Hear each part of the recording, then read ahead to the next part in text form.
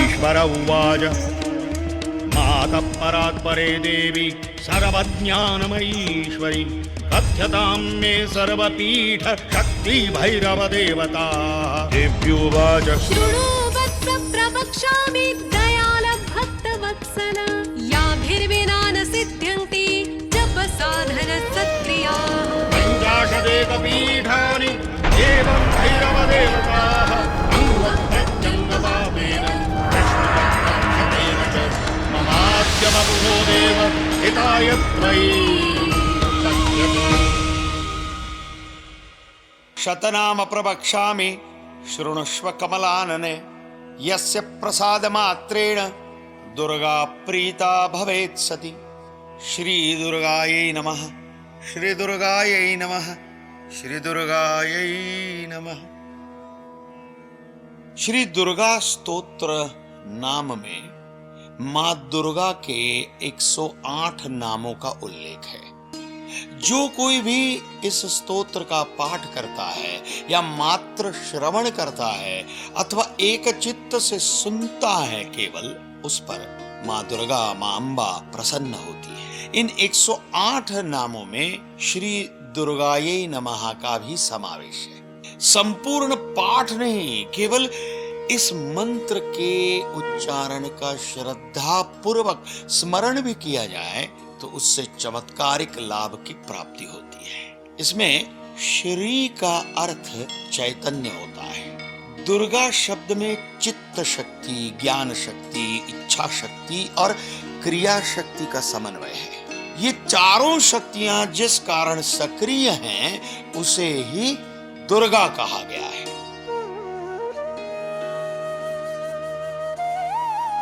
पौराणिक कथाओं के अनुसार मध्य प्रदेश के क्षिप्रा विस्तार में मां सती के ऊर्ध्व ओष्ठ अर्थात ऊपरी होंठ स्थित है। इसे अवंती शक्तिपीठ के नाम से भी जाना जाता है।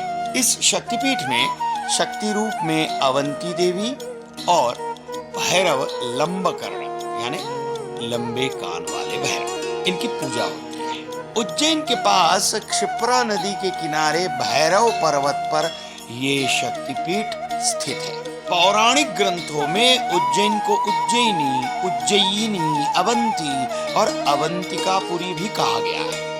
ये उज्जैन मध्य भारत में मालवा प्रदेश के शिप्रा अथवा क्षिप्रा नदी के पूर्व किनारे पर स्थित है। ये एक ऐतिहासिक शहर है।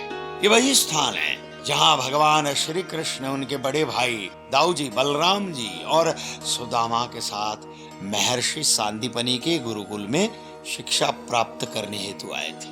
अवंती शक्तिपीठ के मंदिर का निर्माण लगभग 4वीं सदी में हुआ था। यदुवंशियों के अवंती राज्य का साम्राज्य जब से अस्तित्व में आया है तब से इस प्रदेश का अस्तित्व है और इस शक्तिपीठ का निर्माण भी उन्होंने ही करवाया। अवंती शक्तिपीठ का नाम भी अवंती राज्य के नाम से ही रखा गया है। उज्जैन हिंदुओं के लिए आध्यात्मिक शहरों एवं सप्तपुरियों में से एक है और यहाँ प्रत्येक 12 वर्ष के बाद एक बार कुंभ मेले का आयोजन होता है। अवंती देवी शक्तिपीठ में देवी अवंती की मूर्ति का नियम पूर्वक लाल वस्त्रों से ही श्रृंगार होता है, क्योंकि भारत में लाल रंग को धार्मिक, पवित्र और आनंद का रंग भी माना गया है। मंदिर के निर्माण में बहुमूल्य रंगीन पत्थरों का उपयोग किया गया है। मां अवंती के दर्शन करने से और मां अवंती की पूजा करने से विवाह इच्छुकों के विवाह प्रस्ताव की पूर्ति होती है और विवाहित दंपति को संतान प्राप्ति अवश्य होती है। प्रत्येक देवी भक्त के मन में यह तीव्र उत्कंठा और तीव्र इच्छा होती है कि वो भी अवंती शक्तिपीठ सहित सभी के सभी 51 शक्तिपीठों के दर्शन करे और वहां की दिव्य ऊर्जा प्राप्त करे।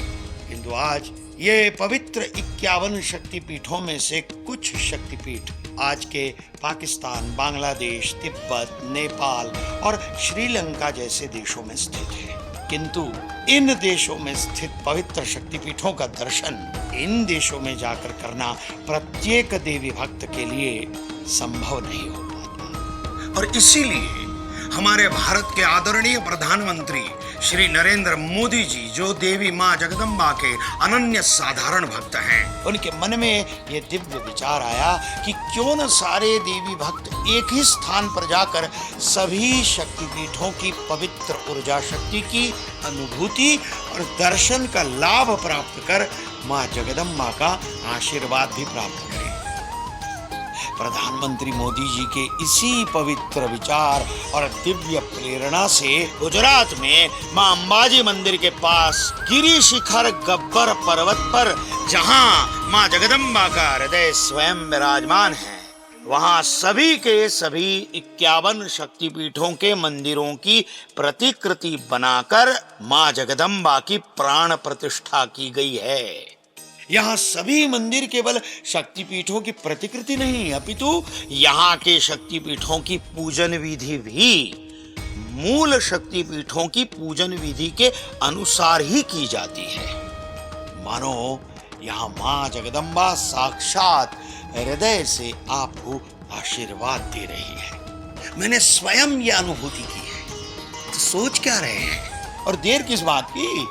चलो, बुलावा आया है, माता ने बुलाया है। चलो अंबाजी, माँ के हृदय के पास चलो। गुजरात पवित्र यात्रा धाम विकास बोर्ड और गुजरात टूरिज्म आपकी प्रतीक्षा कर रहा है। चलो अंबाजी, जय अंबा।